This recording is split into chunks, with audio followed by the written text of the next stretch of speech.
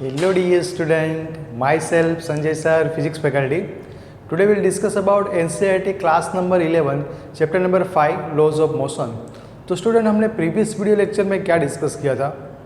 तो student previous video lecture में हमने डिस्कस किया था कंजर्वेशन ऑफ मोमेंटम के बारे में, फिर इक्विलिब्रियम ऑफ पार्टिकल्स के बारे में भी डिस्कस किया था कि कोई बॉडी इक्विलिब्रियम में हो तो उसके लिए कौन सी कंडीशन होनी चाहिए कि उसके ऊपर का नेट फोर्स क्या होना चाहिए, तो हमने वो डिस्कस किया था। स्टूडेंट कोई बॉडी या तो पार्टिकल इक्विलिब्रियम है, इसका मीनिंग क्या हो गया, तो उसके ऊपर के लगने वाले जितने भी फोर्स है एफ नेट है वो जीरो होने चाहिए, जो हमने प्रीवियस वीडियो लेक्चर में डिस्कस किया था। स्टूडेंट आज हम डिस्कस करने वाले एक फोर्स के बारे में।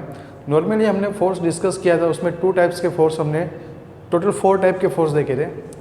एक था कॉन्टैक्ट फोर्स, दूसरा था नॉन कॉन्टैक्ट फोर्स, थर्ड था आपका वीक न्यूक्लियर फोर्स और फोर्थ था स्ट्रॉन्ग न्यूक्लियर फोर्स।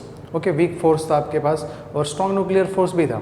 तो स्टूडेंट वीक न्यूक्लियर फोर्स और स्ट्रॉन्ग न्यूक्लियर फोर्स है वो एलिमेंट्री पार्टिकल्स के बीच में लगता है, न्यूक्लियस के अंदर लगता है। ओके, इसलिए उसकी स्टडी हमें नहीं करनी है यहाँ पे, हमें कॉन्टैक्ट फोर्स की स्टडी करनी है। फील्ड फोर्स हम 12th के अंदर स्टडी करने वाले हैं। तो कॉन्टैक्ट फोर्स की बात करें तो स्टूडेंट कौन कौन से थे फोर्स, कॉन्टैक्ट फोर्स की बात करें तो उससे पहले चलो नॉन कॉन्टैक्ट फोर्स कौन कौन से थे। तो नॉन कॉन्टैक्ट को ही हम फील्ड फोर्स बोलते थे। फील्ड फोर्स में हमने पहला फोर्स देखा था ग्रेविटेशनल फील्ड का फोर्स, मतलब ग्रेविटेशनल फोर्स। सेकंड था इलेक्ट्रोस्टैटिक फोर्स, दो चार्ज के बीच में लगने वाला फोर्स। ग्रेविटेशनल फोर्स किसके बीच में लगता है, तो दो मास बॉडी के बीच में लगता है। जिस भी बॉडी के पास मास होगा वो दो बॉडी एक दूसरे के बीच में फोर्स लगाएंगे, वो फोर्स को हम बोलते हैं ग्रेविटेशनल फोर्स। और gravitational force always attractive force था।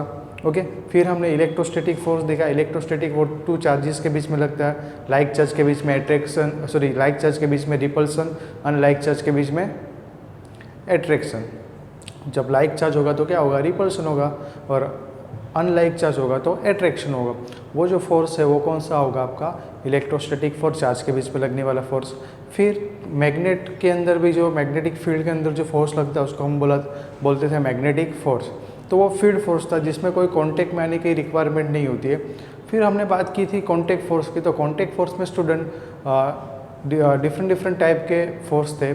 उसमें फर्स्ट फोर्स था आपका कॉन्टैक्ट फोर्स के अंदर spring force, okay, frictional force, normal force, okay, फिर फ्रिक्शन हो गया, स्प्रिंग फोर्स हो गया, नॉर्मल फोर्स हो गया, मतलब नॉर्मल रिएक्शन फोर्स हो गया।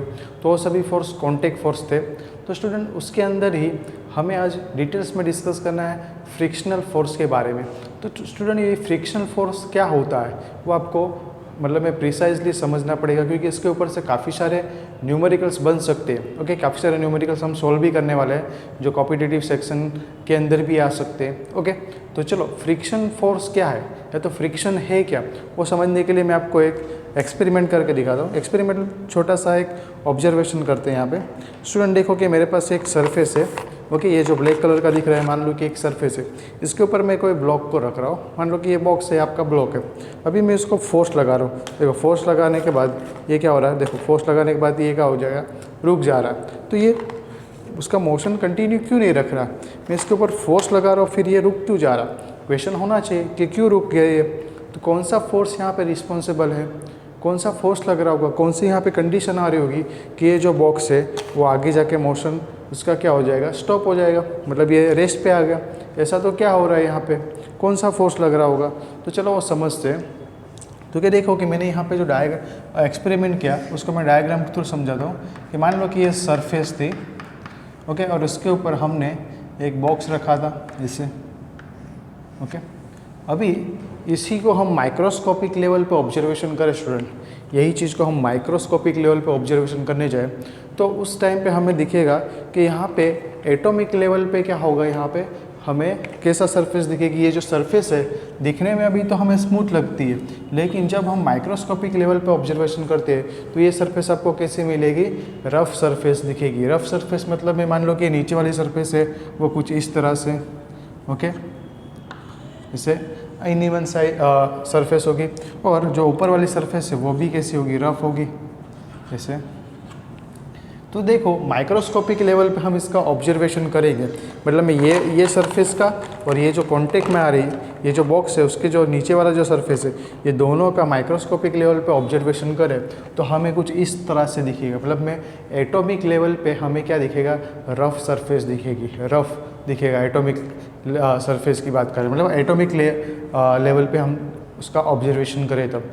तो स्टूडेंट ये क्या होगा कि जब ये एक दूसरी बॉडी के ऊपर मोशन करेगा, मान लो कि ये यहाँ पे मोशन कर रहा है ये सरफेस के ऊपर, मतलब रिलेटिव मोशन कर रहा है इस सरफेस के रिस्पेक्ट में ये, तो जब ये रिलेटिव मोशन कर रहा है तब ये यहाँ पे क्या होता है, दोनों के जो सरफेस है उसके अंदर जो रहे हुए ऐसे रफ सरफेस जो है एटॉमिक लेवल के जो रफ सरफेस है वो क्या हो जाएंगे, एक दूसरे के अंदर फंस जाएंगे और वो रिलेटिव मोशन का अपोज करेंगे। ओके, मतलब में वो रुक जाएगा, तो उसको बोलते हैं कोल्ड वेल्डिंग।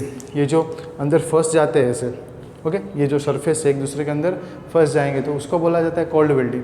सर हमने तो अब तक वेल्डिंग पढ़ा है, कोल्ड वेल्डिंग क्या होता है? तो जो आपने वेल्डिंग देखते हैं, ओके, जो हम मान लो कि हमारा मतलब कोई चीज़ को कनेक्ट करना हो, मतलब परमानेंट जॉइंट करना हो, जैसे कि मेटालिक चीज़ें होते हैं तो उसको हम क्या करते हैं, वेल्डिंग करते हैं। तो वेल्डिंग वो हॉट वेल्डिंग होता है। हॉट वेल्डिंग क्या होता है, तो कोई चीज़ को परमानेंट जॉइंट करना हो, मतलब में कोई हमारे पास मेटालिक ऑब्जेक्ट है उसको हम परमानेंट जॉइंट करना चाहते हैं तो उस तरह के को हम क्या बोलते हैं, हॉट वेल्डिंग बोल रहे हैं। और कोल्ड वेल्डिंग किसको बोलेंगे, जो टेम्परेरी कनेक्ट में होते हैं, टेम्परेरी जुड़ते हैं, उसको हम क्या बोलते हैं, कोल्ड वेल्डिंग बोलते हैं। क्लियर? तो यहाँ पे कोल्ड वेल्डिंग हो जाता है दो सरफेस के बीच में, इसलिए ये रिलेटिव मोशन को अपोज करता है। ओके, चलो उसको अदर लैंग्वेज में समझते हैं कि मान लो कि ये वाली सरफेस है हमारे पास, इसके ऊपर मैं ये ब्लॉक को रख रहा हूँ, ये ब्लॉक को मैं यहाँ पे रख रहा हूँ जिसका मास m जितना है, ये एक सरफेस के ऊपर मैंने यहाँ पे रखा है। अभी स्टूडेंट हमें पता है कि जब ब्लॉक को हम कोई सरफेस पे ऊपर रखते हैं तो अर्थ के ऊपर ही हम ऑब्जर्वेशन कर रहे हैं, तो फर्स्ट ये m मास के ऊपर एक फोर्स लगेगा जिसको हम फील्ड फोर्स भी बोलते हैं, जो मास के वजह से लगता है, ग्रेविटी के इफेक्ट की वजह से लगता है। वो फोर्स होता है mg फोर्स, जो वेट फोर्स जो ऑलवेज डाउनवर्ड होता है, जिसको हम डिनोट करते हैं W = mg से। ओके, इसके मास के वजह से ग्रेविटेशनल फील्ड के अंदर, मतलब अर्थ उसके ऊपर फोर्स लगाएगी, वो फोर्स को हम बोलते हैं वेट फोर्स mg, वो ऑलवेज डाउनवर्ड डायरेक्शन में होता है। अभी उसको बैलेंस करने वाला एक फोर्स आता है, जो फोर्स होता है कॉन्टेक्ट, जो ये दो बॉडी कॉन्टेक्ट में आई उस कॉन्टेक्ट के नॉर्मल होता है, ओके, परपेंडिकुलर होता है, तो उस फोर्स को हम बोलते हैं नॉर्मल फोर्स। ओके, या तो नॉर्मल रिएक्शन भी बोलते हैं। ये जो n है आपका क्या है, नॉर्मल फोर्स है। तो स्टूडेंट यहाँ पे मैं कार्टेशियन कोऑर्डिनेट सिस्टम से दिखाऊँ आपको, तो ये आपका +x, ये आपका, चलो दूसरा डायग्राम बना दे, इसमें रहने देते हैं। ओके, अभी यहाँ से कोई बंदा इसको फोर्स लगा रहा होगा, ऐसे फोर्स लगाएगा इसको, कौन से डायरेक्शन में, तो क्या पॉजिटिव x डायरेक्शन में फोर्स इस डायरेक्शन में लग रहा है। तो स्टूडेंट हमें पता है कि कोई बॉडी के ऊपर फोर्स लगेगा तो उस बॉडी के अंदर क्या आना चाहिए, एक्सेलरेशन प्रोड्यूस होना चाहिए। ओके, फोर्स लगाएगा तो क्या होगा, ये मोशन करेगा तो कितने एक्सेलरेशन से, तो हमें पता है F = ma होता है, तो A = F/m से, m मास का ब्लॉक है, F जितना फोर्स लगा रहा है तो F/m जितना इसमें एक्सेलरेशन प्रोड्यूस होगा, मतलब वेलोसिटी एक्सेलरेटेड मोशन करेगा, मतलब इसकी वेलोसिटी इंक्रीज होती जाएगी। ओके, लेकिन हमें यहाँ पे ऐसा कुछ दिख नहीं रहा है। ओके, मैं यहाँ पे फोर्स लगा रहा हूँ ये इसके ऊपर। ओके, मान लो कि पहले मैंने 2 न्यूटन का फोर्स लगाया, कुछ हुआ नहीं, 3 न्यूटन का लगाया, कुछ हुआ नहीं, फिर जैसे 5 न्यूटन का फोर्स लगाया, ये मोशन करना चालू किया। तो जब मैं फोर्स लगा रहा था कुछ 1 न्यूटन का या तो 2 न्यूटन का, तब मोशन तो होना चाहिए, क्योंकि according to Newton second law force लगेगा तो उसमें एक्सेलरेशन प्रोड्यूस होना चाहिए, लेकिन ऐसा क्यों नहीं हुआ, सोचो। चलो दूसरा एक एग्जाम्पल लेते हैं इसमें ही। मान लो कि ये आपका सरफेस और इसके ऊपर ये ब्लॉक रखा है, ओके, m मास का ही है। इसको कार्टेशियन कोऑर्डिनेट सिस्टम में मैं दिखाऊँ, ऐसे ये आपका +x एक्सिस, ये -x एक्सिस, ये -y एक्सिस, ये आपका +y एक्सिस। Okay, clear? अभी स्टूडेंट इनिशियल में इसके ऊपर कौन से फोर्स लगेगी, जब हम दूसरा कोई फोर्स नहीं लगा रहे हैं, तो पहले तो इसके ऊपर लगेगा वेट फोर्स W, जो डाउनवर्ड में लगता है, mg, ओके, ये W डाउनवर्ड में, उसको बैलेंस करने वाला फोर्स नॉर्मल फोर्स सरफेस से नॉर्मल अपवर्ड डायरेक्शन में। तो हम यहाँ पे बोल सकते हैं कि समेशन Fy इक्वल्स टू 0, ये वाई डायरेक्शन के जितने भी फोर्स है वो क्या है, उसका एडिशन क्या होगा 0, क्योंकि देखो एक फोर्स लग रहा है पॉजिटिव एक्स में, देखो n minus m g equals to 0, तो n equals to m g यहाँ पर हो रहा है, मतलब एक दूसरे फोर्स जो है इक्वल मैग्नीट्यूड अपोजिट डायरेक्शन में है, तो ये बॉडी के ऊपर का जो नेट फोर्स है वो क्या हो जाएगा 0 हो जाएगा। लेकिन जैसे ही मैं यहाँ पे फोर्स लगाऊँ, मान लो कि मैं खींचने वाला फोर्स लगा रहा हूँ, इस तरफ फोर्स लगा रहा हूँ F जितना, खींचने वाला कोई फोर्स लगा रहा हूँ किस में, -x डायरेक्शन में लगा रहा हूँ, तो ये मोशन क्यों नहीं हो रहा है, मोशन होना चाहिए, मैं ये फोर्स लगा रहा हूँ तो मोशन दिखना चाहिए, लेकिन मोशन नहीं हो रहा है, ये रेस्ट पे ही है। तो हमें तो ये पता है कि जब तक समेशन Fx ना हो तब तक बॉडी इक्विलिब्रियम में होनी चाहिए। हमें इक्विलिब्रियम वाला कॉन्सेप्ट पता है कि वाई डायरेक्शन में कोई मोशन नहीं दिख रहा है। ओके, जब हमने वाई डायरेक्शन में क्यों मोशन नहीं, क्योंकि वाई डायरेक्शन के जितने भी फोर्स है वो बैलेंस में है, मतलब समेशन Fy इक्वल्स टू 0 है, मतलब में नेट फोर्स वाई डायरेक्शन का क्या हो रहा है 0 हो रहा है। तो हमने एक्स डायरेक्शन में फोर्स लगाया F, तो एक्स डायरेक्शन में तो फोर्स आपका है तो उसके वजह से मोशन होना चाहिए, लेकिन यहाँ पे मोशन नहीं हो रहा है, तो उसका मतलब क्या हुआ कि एक्स डायरेक्शन का भी नेट फोर्स क्या होना चाहिए 0 होना चाहिए। तो 0 होने के लिए कंडीशन क्या है, तो समेशन Fx इक्वल्स टू 0 होना चाहिए। समेशन Fx इक्वल्स टू 0, तो यहाँ पे तो F फोर्स लग रहा है, दूसरा कोई एक फोर्स लगना चाहिए जो F को बैलेंस करने वाला अपोजिट डायरेक्शन में होना चाहिए, इक्वल मैग्नीट्यूड का।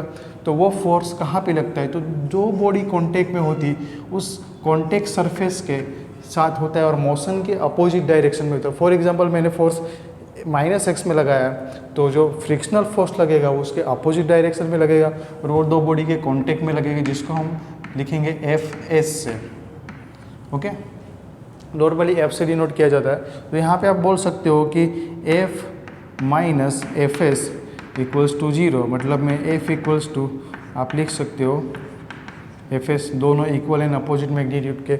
ये कंडीशन होगी तभी ये आपकी बॉडी क्या होगी, रेस्ट पे रहेगी, कि वाई डायरेक्शन में भी कोई फोर्स लग रहा है लेकिन उसका नेट जो फोर्स है वो 0 हो रहा है वाई डायरेक्शन का, एक्स डायरेक्शन में भी नेट फोर्स 0 होना चाहिए, तभी बॉडी रेस्ट पे रहेगी। ओके, जैसे कि यहाँ पे देखो कि ये बॉडी के ऊपर अभी रेस्ट पे दिख रही है, तो इसका मतलब क्या है कि इसके ऊपर जो mg फोर्स लग रहा है डाउनवर्ड में और जो नॉर्मल फोर्स लग रहा है अपवर्ड डायरेक्शन में, वो दोनों बैलेंस में है। ओके, जैसे ही मैं यहाँ से फोर्स लगाऊंगा एक्स डायरेक्शन के अंदर, फॉर एग्जांपल ये एक्स डायरेक्शन है, तो यहाँ से मैं फोर्स लगाऊंगा तो ये एक्स डायरेक्शन में मोशन करेगा, क्योंकि एक्स डायरेक्शन का जो नेट फोर्स है वो 0 नहीं हो रहा है। लेकिन कोई केस में मान लो कि मैं यहाँ से फोर्स लगा रहा हूँ लेकिन एक्सेलरेशन नहीं हो रहा है, तो मान लो कि मैं F फोर्स लगा रहा हूँ, तो F फोर्स को बैलेंस करने वाला कोई सामने फोर्स होना चाहिए। जो फोर्स होता है वो क्या होता है, फ्रिक्शनल फोर्स होता है। तो सर ये फ्रिक्शन क्या होता है, तो फ्रिक्शन जब कोई दो बॉडी एक दूसरे सरफेस से रिलेटिव मोशन करेंगे। फॉर एग्जांपल यहाँ पे ने आपको दिखाया कि जब दो बॉडी, ये एक सरफेस और ये बॉडी एक दूसरे के ऊपर रिलेटिव मोशन करेंगे, मतलब मैं इसके रिस्पेक्ट में ये मोशन कर रहा है, तो ये रिलेटिव मोशन जब होगा तो उस केस में उस रिलेटिव मोशन को अपोज करने वाला एक फोर्स क्रिएट होगा। ओके, उसको हम बोलते हैं फ्रिक्शन फोर्स। अभी फ्रिक्शन फोर्स से रिलेटेड कुछ चीज़ें हैं जो आपको पता होना चाहिए कि फ्रिक्शन फोर्स कभी भी इंडिपेंडेंटली नहीं आता है। फ्रिक्शन फोर्स तभी आएगा जब सामने आप फोर्स दोगे, और फ्रिक्शन फोर्स कैसा है, रिएक्शन फोर्स है। आप बोल सकते हो रिएक्शन फोर्स, आप एक्शन लगा रहे हो, सामने रिएक्शन फोर्स आ रहा है। फॉर एग्जांपल आपके घर के अंदर मान लो कि दिवाली आ रही है नज़दीक, तो दिवाली के टाइम पे आप क्या करोगे कि साफ़ सफाई करोगे घर के अंदर। तो चलो मम्मी ने बोला कि आपको सोफ़ा यहाँ से वहाँ उठा के रखो या तो सोफ़ा को मूव कराओ, तो आप सोफ़ा के ऊपर फोर्स लगा रहे हो, लेकिन सोफ़ा के ऊपर फोर्स लगा रहे हो तो वो मूव नहीं कर रहा। आप फोर्स लगा रहे हो, मूव नहीं कर रहा है, तो वो क्या हो रहा है कि सोफ़ा के जो मतलब नीचे वाली लेयर है उसमें फ्रिक्शन फोर्स क्रिएट हो रहा है, जो आप फोर्स लगा रहे हो उसके अपोजिट डायरेक्शन में। ओके, तो वो अपोज करता है। जैसे कि यहाँ पे फोर्स लगा रहा है तो उस फोर्स को अपोजिंग करने वाला फोर्स इस तरफ है, तो फ्रिक्शन फोर्स इस तरफ नीचे की तरफ मतलब में अपोजिट डायरेक्शन में लगेगा, जो मोशन को, रिलेटिव मोशन को अपोज करेगा। एक चीज़ आपको याद रखनी स्टूडेंट, फ्रिक्शन फोर्स है वो कभी भी मोशन का अपोज नहीं करता, वो रिलेटिव मोशन का अपोज करता है। ओके, और वो अपने आप से नहीं आएगा। कोई चीज़ पड़ी हुई है ऐसे ही, ओके, कोई ऑब्जेक्ट ऐसे पड़ा हुआ है तो उसके अंदर फ्रिक्शन है हम नहीं बोल सकते। जैसे ही हमने फोर्स लगाना चालू किया वो मोशन नहीं करेगा। मान लो कि रेस्ट पे है, रेस्ट में से उसको मोशन में लाना है तब हम फोर्स लगाते हैं, लेकिन रेस्ट से मोशन में लाने के लिए हम फोर्स लगा रहे हैं लेकिन वो बॉडी मोशन में नहीं आ रही है, तो उस केस में इसके ऊपर फ्रिक्शन लग रहा है, ऐसा हम बोल सकते हैं। अभी डिफरेंट कंडीशन के अकॉर्डिंग यहाँ पे फ्रिक्शन के भी कुछ टाइप्स है, जिसमें हम बोल सकते हैं फ्रिक्शन के टोटल 2 टाइप्स है कि जब कोई बॉडी, मतलब में मेन 2 टाइप्स है, जब कोई बॉडी रेस्ट में होगी और रेस्ट में से हम उसको मोशन में लाना चाहेंगे तब जो हमें फ्रिक्शन लगता है तो वो होता है आपका स्टैटिक फ्रिक्शन। और जब कोई बॉडी मोशन में होता है तो मोशन में होगा तभी भी उस मोशन का अपोजिंग करने वाला एक फोर्स क्रिएट होगा। वो सरफेस के बीच में 2 बॉडी जो कॉन्टेक्ट में आ रही है उसके कॉन्टेक्ट के यहाँ पे एक फोर्स लगेगी जिसको हम बोलेंगे काइनेटिक फ्रिक्शन। ओके, तो ये स्टैटिक और ये काइनेटिक 2 टाइप्स के फ्रिक्शन हो गए। उसके भी सब ब्रांच देखें तो स्टैटिक के होगा ऑटो या तो सेल्फ एडजस्टिंग फोर्स भी बोल सकते हैं और लिमिटिंग फोर्स भी बोल सकते हैं, और काइनेटिक में स्लाइडिंग और रोलिंग जो हम डिटेल्स में डिस्कस करने वाले हैं। तो स्टूडेंट यहाँ पे स्टैटिक फ्रिक्शन का मतलब क्या हुआ, तो कोई बॉडी रेस्ट में है और उसको हमें मोशन में लाना है, मूव कराना है। जब रेस्ट में से उसको मूव कराना चाहेंगे तब हम फोर्स लगा रहे हैं। फॉर एग्जांपल मैं यहाँ पे 2 न्यूटन का फोर्स लगा रहा हूँ लेकिन मूव नहीं हो रहा, 4 न्यूटन का फोर्स लगा रहा हूँ, मूव नहीं हो रहा। जैसे ही मैं 5 न्यूटन का फोर्स लगा रहा हूँ वो सामने मूव करेगा। तो स्टूडेंट जब मैं 4 न्यूटन फोर्स लगा रहा था तो सामने एक फोर्स लग रहा था जो फोर्स अपोज कर रहा था मोशन का, रिलेटिव मोशन का, जिसको बोला जाता है स्टैटिक फ्रिक्शन। जब कोई बॉडी रेस्ट से मोशन में जाना चाहते हैं तो उस मोशन का अपोज करने वाला जो फोर्स है उसको ही हम बोलते हैं स्टैटिक फ्रिक्शन। लेकिन जैसे ही मैंने 5 न्यूटन 6 न्यूटन फोर्स लगाया, बॉडी क्या करेगी, रेस्ट टू मोशन में आ गई। अभी मोशन में स्टैटिक फ्रिक्शन काम नहीं करेगा, वहाँ पे स्टैटिक फ्रिक्शन की लिमिटेशन ख़त्म हो गई। उसके बाद जो फोर्स आएगा वो फोर्स क्या होगा, जो मतलब अपोजिंग फोर्स होगा वो होगा आपका काइनेटिक फ्रिक्शन। क्लियर, कि जैसे फोर्स बढ़ गया तो ये मोशन करना चालू किया तो मोशन में भी अपोज तो मिलेगा ही मिलेगा। तो जो मोशन में अपोज करने वाला जो फोर्स है उसको हम बोलते हैं काइनेटिक फ्रिक्शन, जो हम नेक्स्ट पार्ट के अंदर डिटेल्स में करने वाले हैं। आज के इस वीडियो लेक्चर में हम ओनली डिस्कस करेंगे स्टैटिक फ्रिक्शन के बारे में। तो स्टूडेंट स्टैटिक फ्रिक्शन क्या है, फिर से देख लो कि कोई बॉडी रेस्ट पे है तो रेस्ट में से उसको मोशन में लाने के जब हम फोर्स अप्लाई करते हैं, लेकिन वो फोर्स से वो मोशन में तो नहीं आ रहा, धीरे धीरे हम फोर्स की वैल्यू बढ़ाते जाते हैं, वैसे वैसे वो बॉडी सामने सेल्फ एडजस्ट करती है फ्रिक्शन फोर्स का, वो अपोजिंग करती है। जैसे कि न्यूटन का 3rd लॉ था कि हम एक्शन फोर्स लगा रहे हैं, सामने रिएक्शन फोर्स मिलता है, action reaction equal and opposite magnitude के। यहाँ पे भी देखो कि एक्शन फोर्स F लगा रहे हैं, सामने रिएक्शन फोर्स मिल रहा है Fs। क्लियर। तो स्टैटिक फ्रिक्शन क्या था कि जैसे मैं फोर्स लगा रहा हूँ सामने वो फोर्स भी एडजस्ट करते जा रहा है। तो उसको हम बोलते हैं सेल्फ एडजस्टिंग या तो ऑटो एडजस्टिंग फोर्स भी बोल सकते हैं। लेकिन जैसे ही मैं फोर्स की वैल्यू कुछ बढ़ा दूँ, इंक्रीज करूँ, तो उस केस में ये रेस्ट से मोशन में आना चाहिए। तो जिस मैक्सिमम वैल्यू के ऊपर ये मतलब फोर्स की मैक्सिमम वैल्यू पे ये क्या करेगी, मतलब मैं रेस्ट टू मोशन में आना चाहेगी, वो जो लिमिट होती है उसको बोला जाता है लिमिटिंग फ्रिक्शन। वो मैक्सिमम फोर्स है, वो मैक्सिमम इसकी कंडीशन है कि हम कितना फोर्स लगाएंगे वो रेस्ट टू मोशन में आ जाए। तो वो जो फोर्स होता है सामने, मतलब एक पॉइंट आ जाता है कि जहाँ से वो मोशन होना चालू करेगा, तो उस पॉइंट के ऊपर जो फोर्स लग रहा है तो उसको हम क्या बोलेंगे, लिमिटिंग फ्रिक्शन। तो स्टूडेंट हमें यहाँ पे लिमिटिंग फ्रिक्शन की बात करें तो लिमिटिंग फ्रिक्शन को मैथमेटिकली कैसे लिखे जाते हैं, तो फ्रिक्शन को हम डिनोट करते हैं स्मॉल f से, और स्टैटिक फ्रिक्शन है तो उसको हम सफिक्स में s लिखते हैं। तो ये आपका हो गया स्टैटिक फ्रिक्शन। प्रैक्टिकली देखा गया कि स्टैटिक फ्रिक्शन है वो डायरेक्टली प्रोपोर्शनल, और स्टैटिक फ्रिक्शन की हम मैक्सिमम वैल्यू की बात कर रहे हैं। मिनिमम वैल्यू की बात नहीं होती है। डे टू डे लाइफ में हम फ्रिक्शन से रिलेटेड ही होते हैं। हम जो यहाँ पे मैं जो बोर्ड पे ऊपर लिख रहा हूँ, चल रहा हूँ, सभी जगह फ्रिक्शन है। तो हम यूजेस और उसके कुछ लिमिटेशन है, फ्रिक्शन के कुछ डिसएडवांटेज भी है जो हम लास्ट में डिस्कस करने वाले हैं, तब उसमें हम डिटेल्स में डिस्कस करेंगे। अभी हम डिस्कस कर रहे हैं कि स्टैटिक फ्रिक्शन की मैक्सिमम वैल्यू जिसको हम लिमिटिंग फ्रिक्शन बोलते हैं, तो लिमिटिंग फ्रिक्शन किसके साथ डायरेक्टली प्रपोजल होता है, तो प्रैक्टिकली दिखा गया कि जो लिमिटिंग फ्रिक्शन होता है वो डायरेक्टली प्रपोजल होता है नॉर्मल रिएक्शन से, मतलब मैं नॉर्मल फोर्स से, जिसको हम कैपिटल N से डिनोट करते हैं। क्लियर। और फिजिक्स में स्टूडेंट एक हम बोलते हैं ना कि फिजिक्स में एक फैशन चलते आती है कि जैसे ही प्रोपोर्शनलिटी है, प्रोपोर्शनलिटी हटाने के लिए हमें क्या करना पड़ेगा, एक कांस्टेंट पुट करना पड़ेगा। तो सिमिलरली यहाँ पे हम कांस्टेंट पुट करें तो कि Fs मैक्स इक्वल्स टू यहाँ पे लिख सकते हैं कोई कांस्टेंट, चलो म्यू एस इंटू एन। तो ये स्टूडेंट म्यू एस क्या है? ओके, तो म्यू एस को हम बोल सकते हैं where mu s equals to coefficient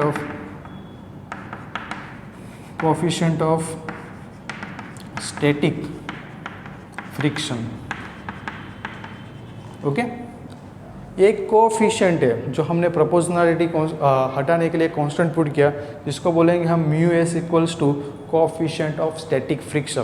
और उसकी वैल्यू लिखनी हो तो हम लिख सकते हैं mu s equals to, okay ये म्यू है और सफिक्स में एस, मतलब स्टैटिक फ्रिक्शन का कोएफिशिएंट है, इसलिए हमें इसको बोलेंगे कोएफिशिएंट ऑफ स्टैटिक फ्रिक्शन। वैसे ही हम काइनेटिक फ्रिक्शन की भी बात करने वाले हैं, वहाँ पे कोएफिशिएंट आएगा, वो आएगा आपका kinetic coefficient of kinetic friction, वहाँ पे सफिक्स में हम के लिखेंगे।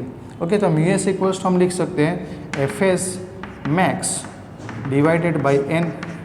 लेकिन स्टूडेंट ये वाले केस में देखो एन किसके बराबर है? एम जी के बराबर है। तो आपका फॉर्मूला ये भी हो सकता है कि f s equals to mu s m g. तो मैं लिख सकता हूँ mu s equals to f s by m g n की जगह पे। ये आपका कोएफिशिएंट ऑफ स्टैटिक फ्रिक्शन हुआ। और ये कोएफिशिएंट ऑफ स्टैटिक फ्रिक्शन है, उसकी वैल्यू कितनी होती है? तो वो होती है 0.01 टू 1.5 तक होता है, और भी ये यूनिटलेस है। म्यू एस है वो यूनिटलेस। देखो ऊपर भी फ्रिक्शनल फोर्स, नीचे भी एम जी वेट फोर्स या तो नॉर्मल रिएक्शन, दोनों फोर्स, तो यूनिट क्या होगा? कैंसिल हो जाएगा, तो वो यूनिटलेस है। तो कोएफिशिएंट ऑफ स्टैटिक फ्रिक्शन या जो कोएफिशिएंट ऑफ फ्रिक्शन है वो यूनिटलेस होता है, और स्टैटिक फ्रिक्शन की वैल्यू होती है 0.01 से लेके 1.5 तक में। ओके, तो ये स्टैटिक फ्रिक्शन की बात हो गई। अभी जो कोएफिशिएंट ऑफ स्टैटिक फ्रिक्शन है वो कौन से पैरामीटर पे डिपेंड करता है? तो स्टूडेंट वो सरफेस पे डिपेंड करता है। कि मान लो कि ये कोई सरफेस के ऊपर मोशन हो रहा है, जिस सरफेस के ऊपर रिलेटिव मोशन होता है उस सरफेस के नेचर के ऊपर डिपेंड करेगा कि वो सरफेस पॉलिश किया हुआ है या रफ सरफेस, उस पर डिपेंड करेगा कि ये मोशन स्टैटिक फ्रिक्शन का कोएफिशिएंट ऑफ स्टैटिक फ्रिक्शन कितना होगा। कि रफ सरफेस होगा तो coefficient of static friction increase हो जाएगा। ओके, और पॉलिश वाला होगा, पॉलिश किया हुआ सरफेस होगा, तो उस केस में कोएफिशिएंट ऑफ स्टैटिक फ्रिक्शन क्या हो जाएगा? डिक्रीज हो जाएगा। क्लियर? तो मतलब मैं एक तो सरफेस के नेचर के ऊपर कि कौन सा सरफेस है, पॉलिश किया हुआ है या तो फिर वो रफ सरफेस है, उस पर डिपेंड करेगा। दूसरा किसके ऊपर? तो कि टेम्परेचर पे भी डिपेंड करता है कि सरफेस का टेम्परेचर क्या है, दो बॉडी जो कांटेक्ट में आ रही है वहाँ का टेम्परेचर क्या है, उसके ऊपर भी static coefficient of static friction depend करेगा। ओके, और एक बात याद रखना कि कभी भी ये जो फ्रिक्शन है वो एरिया पे डिपेंड नहीं करता। जहाँ पे वो कांटेक्ट में आ रही है, वो दो बॉडी कांटेक्ट में आ रही है, उस कांटेक्ट एरिया के ऊपर वो डिपेंड नहीं करता, ओनली सरफेस के नेचर के ऊपर डिपेंड करेगा। इसके ऊपर से मैं आपको एक क्वेश्चन दे देता हूँ। चलो, कि मान लो कि आपके पास एक सरफेस ऐसी है स्क्वायर में, ओके, एक सरफेस है आपके पास इसे सिलिंड्रिकल, मतलब मैं ऑब्जेक्ट ले रहे हैं, हम 3 ऑब्जेक्ट ले रहे हैं डिफरेंट, और एक ऑब्जेक्ट है आपके पास ऐसा। तो स्टूडेंट किस में ज़्यादा फ्रिक्शन लगेगा? ए में लगेगा ज़्यादा, बी में लगेगा या सी में? तीनों का मास सेम है, एम ही है, तो किस में ज़्यादा फोर्स लगेगा, मतलब फ्रिक्शनल फोर्स किस में ज़्यादा लगेगा? तो अभी मैंने आपको एक्सप्लेन किया कि फ्रिक्शन फोर्स ओनली डिपेंड करेगा किसके ऊपर? नॉर्मल फोर्स के ऊपर, और वो जो सरफेस के ऊपर डिपेंड करेगा जिस सरफेस पर मूव हो रहे रिलेटिव मोशन के ऊपर। तो स्टूडेंट सभी का मास सेम है, नॉर्मल फोर्स सेम लगने वाले हैं, वो सरफेस के एरिया के ऊपर डिपेंड नहीं करता है। जो बॉडी कॉन्टेक्ट में आ रही है उसके एरिया के ऊपर डिपेंड नहीं कर रहा है। तो तीनों में देख सकते हो आप एरिया डिफरेंट है, लेकिन स्टैटिक फ्रिक्शन है वो सेम लगेगा। ये रेस्ट पे उसका मोशन कराने के लिए आपको सेम स्टैटिक फ्रिक्शन लगने वाला है। क्यों? क्योंकि नॉर्मल फोर्स तीनों केस में क्या लगने वाला है? सेम लगने वाला है। क्लियर? तो आज का जो टॉपिक था उसमें हमने डिस्कस किया फ्रिक्शन फोर्स क्या होता है और स्टैटिक फ्रिक्शन क्या है, उसके बारे में डिस्कस किया। नेक्स्ट जब वीडियो लेक्चर करेंगे उसके अंदर हम डिस्कस करने वाले हैं रोलिंग फ्रिक्शन के बारे में, मतलब काइनेटिक फ्रिक्शन की सब पार्ट जो है वो हम डिस्कस करेंगे। ओके स्टूडेंट, आई होप सभी को ये टॉपिक के अंदर अंडरस्टैंड हुआ होगा, और इसमें से काफ़ी सारे शॉर्ट क्वेश्चन और ये जो मैंने बॉक्स के अंदर फॉर्मूला बना के रखे हैं, ये वाला जो फॉर्मूला है उस फॉर्मूले का यूज़ करके आप न्यूमेरिकल सॉल्व करने वाले हो। Okay student, thank you.